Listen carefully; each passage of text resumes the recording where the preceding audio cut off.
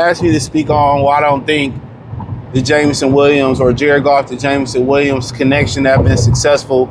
There's a lot of people that's pushing the narrative in Detroit that Jameson Williams is the best number 2 receiver. You got Stephon Diggs saying, you know, you might not think I'm the best receiver in the league. I'm paraphrasing, but I'm definitely the second best. I'm the second best receiver at this point in my career. And you start to look, you know, you see my guys like, I guess George Pickens is really good. That's the guy the Lions could have drafted. But we see why they didn't draft him now. Jordan Addison is up there. The list ain't as long as you think it is. Just going through my Rolodex, because ain't nobody else in the NFC North. You know, Tampa, they got rid of Mike Williams. You can say JSN what's the other one? Emeka Buka, but now he the guy over there. The Saints, they really don't have nobody. Olave keep getting hurt. The Panthers don't really have nobody. I like the kid, the big receiver they got from Arizona. He missed his football camp. They was complaining about the kids.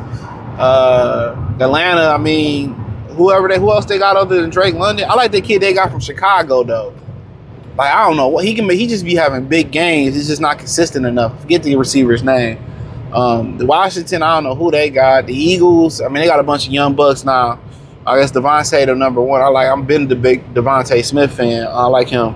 The Giants, yeah, I don't even know who the hell they got other than Malik Neighbors. 49ers got Mike Evans. I don't know who else they got outside of that. Are you keep going? I don't know where's mine at.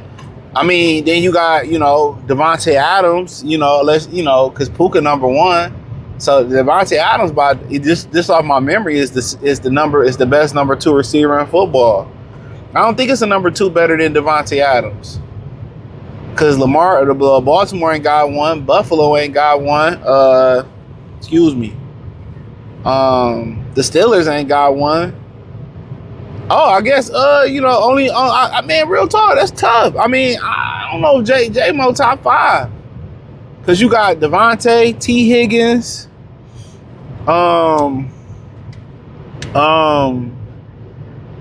Jacksonville ain't really shit cracking down there. I like that kid they got, but they trying to trade him and shit. Who else you got? Houston, they really got, I like Nico. I don't think Tank Dell coming back, though. The Colts really ain't got shit. You got Jacksonville, Tennessee ain't got shit. The Jets ain't got shit. The Bills ain't got shit. Patriots, I mean, they got a couple good receivers. AJ okay, but he the number 1. Miami ain't really, got shit no more. Damn, who else we with? Then we got Kansas City. It's burning like hell. You got Kansas City, ain't shit really popping over there with them. They got my man's Rice, but I don't know. Roworthy ain't came into his own yet. The Broncos, the Raiders, the Chargers. I like Lab McConkey. Fell off last year. So, yeah, I mean, I guess J-Mo will be top 4, top 5. I think Devontae will be number 1. T. Higgins will be number 2. And then after that, probably Pickens in there. Probably a couple other guys in there. I could be forgetting Addison. So, I just think the reason J-Mo really ain't took off is Jared Goff. That's my opinion on it. I think it's just Jared Goff, man. Him and Jared Goff don't click.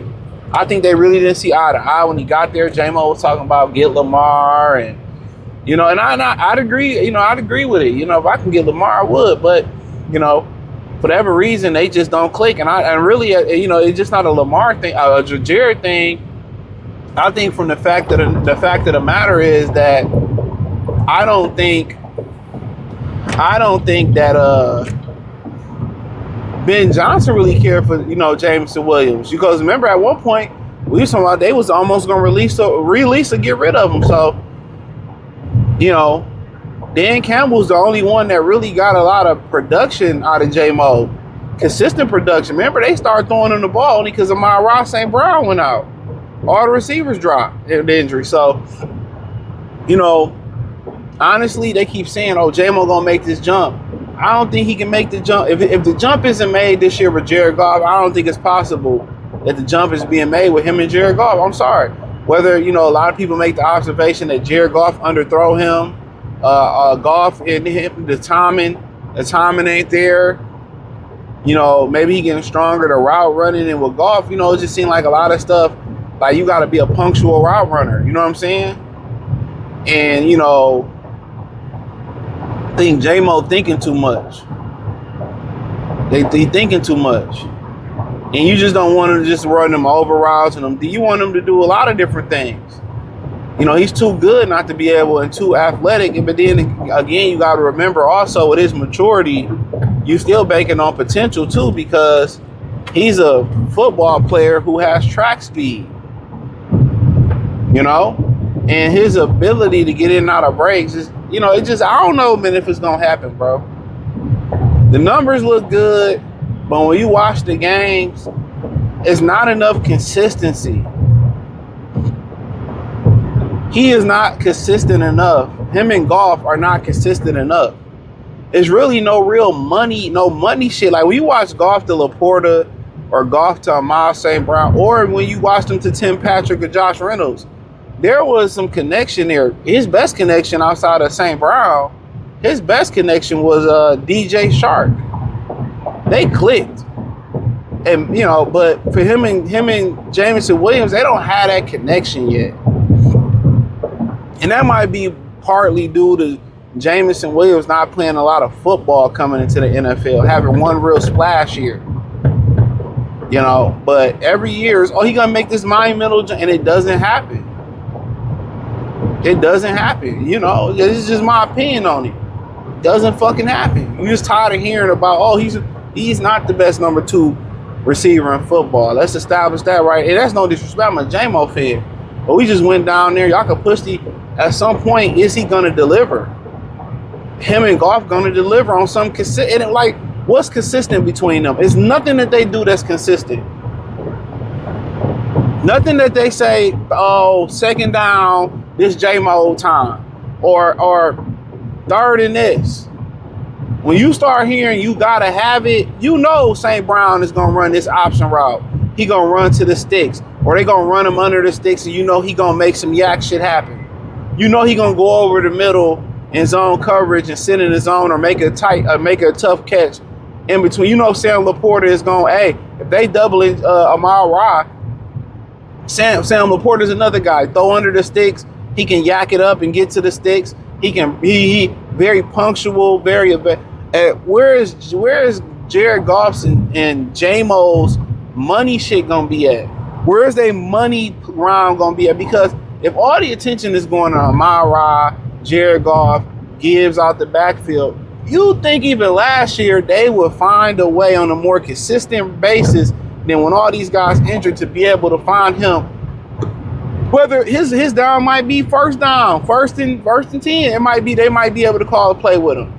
It seems that he lacks a genuine connection with Jared Goff, and they lack creativity with what they can do with him. It's just over route, deep route, play action, go deep.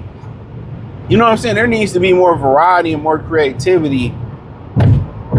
Even before we get to more variety and creativity, there needs to be something that they know is a money thing for him other than that over route.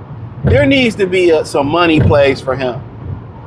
It just seemed like he's the third, he's the fourth, he's the fifth. He's the last option. A lot of times he's the last option. They going Laporta, Amara, Laporta, Gibbs. You know, they going everywhere. He like the fourth option in the progression. So at some point, what I'm saying is him and Goff connection got to get better. And they have to make him the star receiver. He has to, not the star, but he has to be the primary on something. You know? I don't know if y'all get what I'm saying, man. But, like, he got to have his own, like, play money down. It shouldn't be like on third down, I'm on Lamar Rod, and if Amar Rod ain't there, I'm on Laporta. If they double in Laporta, I'm going to Amar Rod. And that's cool. But if they giving them motherfuckers all that attention, he got an 85-inch TV. I ain't mad at it, player. If they giving him all that attention, respectfully, honestly, J-Mo should have a lot of one-on-one situations where it may not even be he going deep. He might come back. He might curl. He might dig. He might go out. And his hands got to be more consistent. I agree with that, but what he can do with the football, once he get it, it's over with.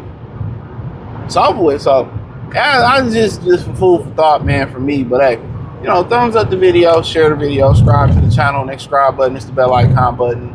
Check out Detroit Lions Talk playlist. Find me on X, Facebook, Kick, Twitch, Instagram, Spotify, Anchor, Cash App, Venmo, PayPal. Appreciate the love, support. Peace.